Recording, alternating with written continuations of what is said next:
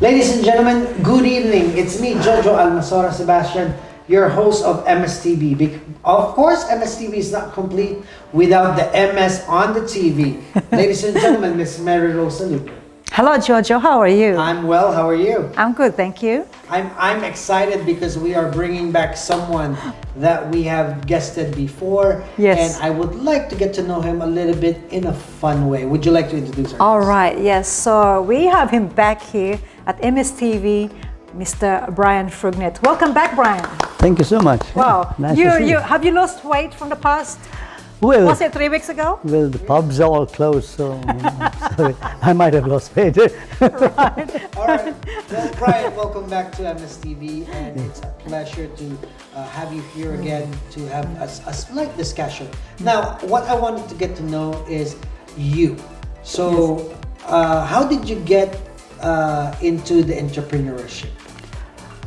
Well, from memory, when I first came to Australia in 1977 from Hamburg, Germany, I was married then to Suzanne, and Suzanne was all the time working, in the airlines, in Lufthansa in Germany, and then she was working for Qantas here, and then KLM, Royal Dutch Airlines, came from the back door, and because she speaks a second language as well, got her in there. And she was working 6 days a week. And I simply said, if you can put that much time into that work, I think you should start off working for yourself. And we started a travel company in George Street at number 363 George Street. Wow, you know the address? Yeah, oh, Yeah. yes, yeah. And there was it's on the corner, almost on the corner of King Street, Correct. King and George. And so it's a travel agency. Yes, it's So how long did it last? that one I owned and all that from 1981 till 1990. And it expanded into 5 offices in Melbourne, and there was something here in the West as well, in Blacktown, and so on. And from one thing, it led to another, because you meet so many different people who are traveling. Correct. When you're in that business, you meet all different types of people and you become friends with them. So you then learn something different, and then you put your hands into something different after that. Yes. And so that's good. So Yeah. what I wanted to know is that it seems like you loved traveling when you were a little bit, well, Younger. you're still young, Yeah. but a few years ago. yes. Oh yeah. So what I want to find out is what is your favorite place that you've visited that you haven't forgotten? Right. Well, in Europe, I enjoyed traveling because I lived in Germany. Yeah. I liked Holland very much, to see that type of life. People, their homes are all open. At night time, when you go past, you just see through their windows. They just have curtains and you can see right in. Whereas you see the opposite in other parts of Europe. Yeah. It's all closed down. They put the shutters down and you don't know if people are alive or not. So that was a difference. And the canals and that type of thing. What about the Asia side? Which part of Asia do you think that you like the most? In Asia, at the beginning, I was very impressed with Singapore. Right. I enjoyed Singapore. And then later, after I traveled to the Philippines, I saw a more natural, basic sort of lifestyle. And it's a beautiful place with over 7,000 islands. There's so much to see. Didn't know where to go, which Then island. I'm going to ask if it's high tide or low tide. That's right, correct, yeah. High tide and low tide. That was the Exactly. answer of the Miss Universe. Exactly. No, but that's good. You're well traveled. You're not a worldly man, but you love experiencing the world on its own. It's very authentic people and culture. Correct. Now, moving forward, after your business in 1990, you mentioned transpired. What's next for you? Well, at the moment, I think everything is clearly identified. If anyone looks around, you can see what will prosper and what won't. All you need to do is look up into the skies at the moment, and if you don't see many planes, you know there's not enough migrants. So there's no growth in that area. So if there's no growth, lots of businesses are going to suffer. Right. Yeah. But what I want to find out is after 1990, what business did you delve into? Oh but prior to 1980, even I was already in business in Germany. I used to get many things assembled in India. I used to travel to India, to Bombay. They called it Bombay, Delhi, and many places I used to go because we used to get various products assembled in India and then reshipped to Germany. This was in the I would say in the 70s. In the 70s. Have you ever involved with a business, Brian, which is high technologies, like talking about night vision? Oh yes, yeah. Oh yeah. I mean, you know, from the flight, The travel. the travel to the night vision. Have you ever get into that kind of extreme business type of thing? Yes, at one stage, because I had this, the travel company was quite big, you know, and one of the biggest retail travel companies one would think in Australia. The turnover then was over $12 million a year at that time. Yes. And That's before the flight center as well? oh yes, they all followed what you will see. What I had a slogan which said, "We'll better any fare to anywhere." And that's, At that time. And that's the killer. that's yours. Yes, yeah, that's what I created, and they had that jingle on the radio in Ceylon. And they reported that in lots of places. And if you try to come into, and we were open like 7 days, 24 hours, because I used to tell Suzanne and the staff, firstly, with the staff, I said, look, you can earn so much money to start with, right? We will go with what the regulation states. But for every file that you close, I am going to pay you out of that income we make. We call it flown revenue. People have already flown, then that money is ours. You get 30% of whatever we make. So even at that time in 1981, my staff who were working for me at that time were earning, most of them were earning over $1,000 a week. That's a lot. In 1981. Time, yes. And so these girls, and I had many of them, they've opened their own offices and all that, like Leti Perez and all, they all opened, they're Filipinos. They all worked for me at that time. Agent. Yeah. Yes. They So were- Brian, and- as what you mentioned, that there's a lot of money in that flight, travel, whatever. So how was your lifestyle then? Were you having champagne breakfast at some 5-star hotel, Well, living in a penthouse? because we were sending so much. Imagine the $1,000 that you make as a worker. Imagine how much he's making. I know. So Yeah, but I had very large restaurants in the city. The Ceylon Curry Center. Then I was involved with some people in a nightclub. So you delve into a lot of... Yes. I never put my eggs in one basket. I always make sure we diversify. So if there's a slump somewhere, we're still making money somewhere else. right, that's a good You know, advice. and I'd tell any young person who's in any business, don't stay committed just to one item. Yeah, don't one put your eggs in basket, one yeah. basket. Just make sure you spread it a bit. You You know? spread it in the right business. In the right businesses. And at that time, these were all cash businesses. So, and in the travel industry especially, we are invited for all these various things.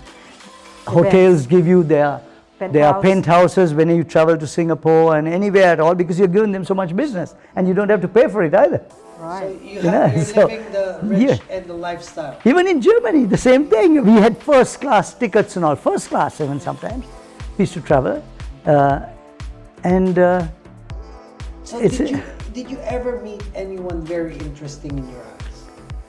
Any celebrity or anything that... Oh, I saw many of them there are in photographs in the background. I didn't even know who they were because I was so drunk.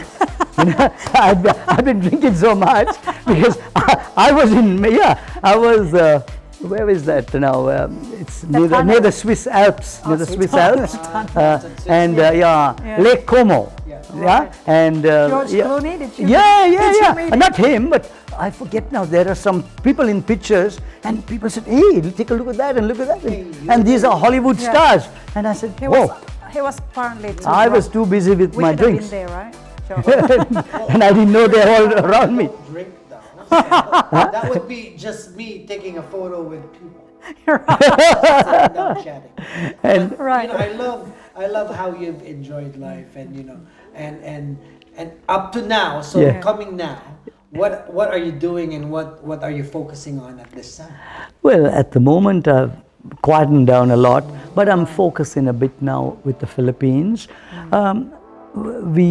As soon as the opportunity, it opens out a little more, I like to complete my ambition to complete building a 5-star hotel there, right?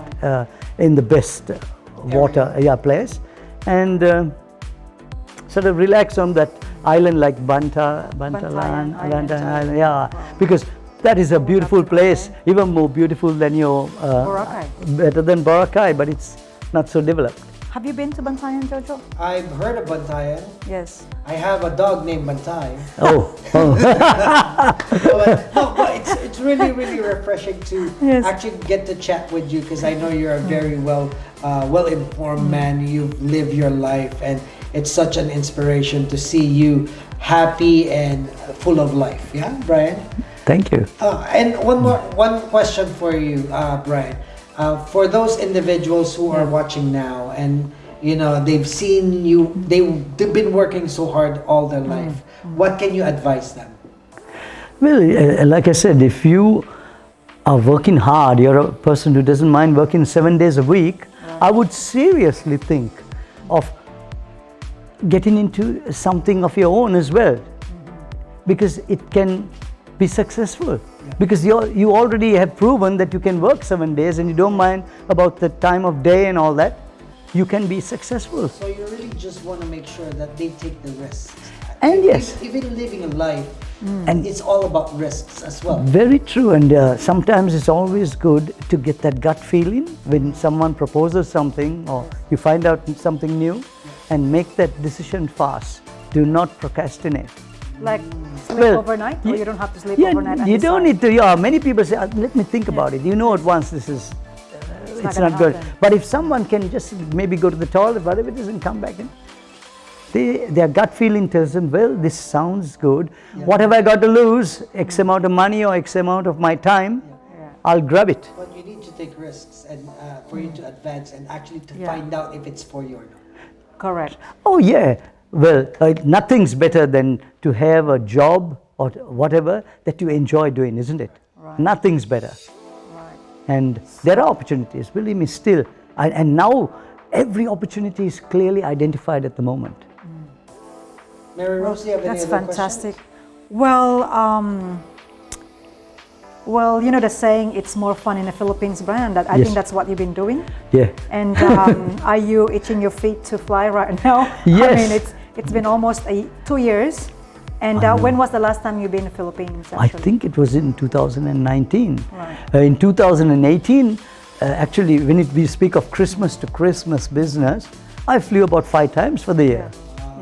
Yeah, I just have one question to ask Brian. I know this question is a little bit intense. It's nothing to do with the chilling that we're talking about. Brian, talking about the tradition of some other cultures. Yes. I attended one of the human rights the other night, and what really baffles me is that there's men's on the other side and there's women on the other side. So obviously I sat in the middle and listened. So why do you think that there's discrepancies, or men look at women as, I mean, I'm not just saying this, but I attended one of the event from the past as well. This is why I'm sort of upset about it, because it says, sorry, no woman can sit with us.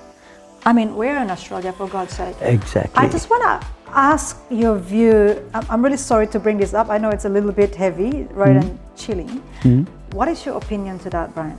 Well, I totally disagree with that type of culture and all that. That's really outdated stuff, you know. If you're speaking of equality, it's equality for all, not for some, or just the men and not the women. Everything is equal, and you can't sort of. How do you rectify this? Is there any chance that it can actually change their mind? I suppose it's only this point which you just brought up, I think, is limited to certain ideologies or religions or whatever you want to call it, not to everybody else. The majority will entertain everyone. It's only a minority, a small portion, that is still segregating men from women and all that business.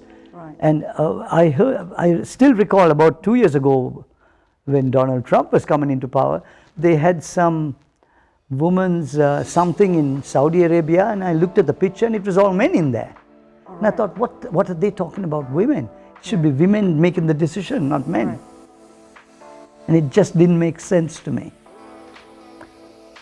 Right. So thank you so much for that view. Let's make it lighter. Let's Well, ladies and gentlemen, that's it for this evening. We have our guest.